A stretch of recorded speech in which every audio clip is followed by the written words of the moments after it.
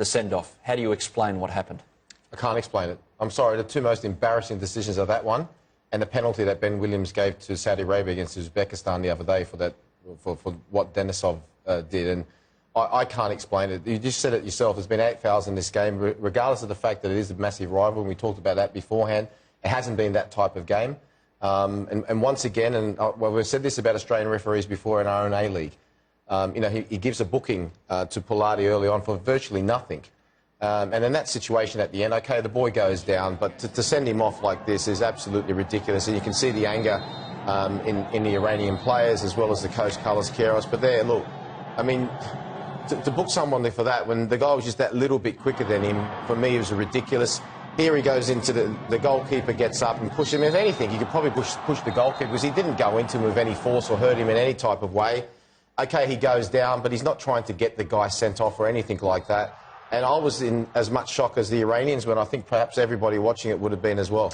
There's Yunus Mahmood going over to him because Ben Williams gave the yellow, and then he had to, as Brenton Speed mentioned in commentary, he had to be talked into the fact that it was his second yellow and he got sent off. Now, look, Johnny... top referees, OK, in that type of situation, in big games, sorry, Adam, go over and say to him, look, listen, one more little incident like that, OK, and you'll force me to book you again and send off. Not something like that. That is absolutely ridiculous. I think what Adam's getting at is that he didn't even realise that he had booked Pilati. And for me, that's bad refereeing. Because he should know who he's booked and he should know the situation that he's in. It's worse than bad.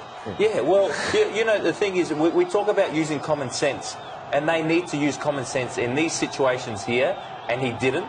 It's a massive rivalry. It's a quarter-finals, and he's just killed the game now.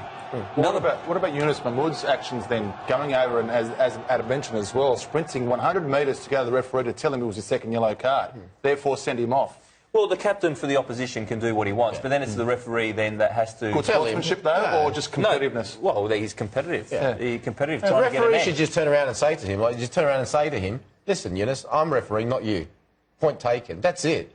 It's just ridiculous. I still think that Queiroz criticised him in that first game 100%. Against Bahrain, and Ben Williams has held a grudge. And he does do that? You've coached in games that he's refereed? Well, I've coached in games and I've also played in games. And one of the things that we used to say to each other is that always praise Ben Williams, because as soon as you criticise him, he's going to go against you.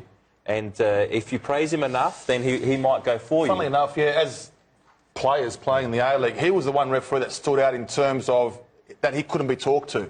Normally, you have that line of communication with the referee where you can go up as a leader of your club and speak to him and try to make sense of whatever decision he just made.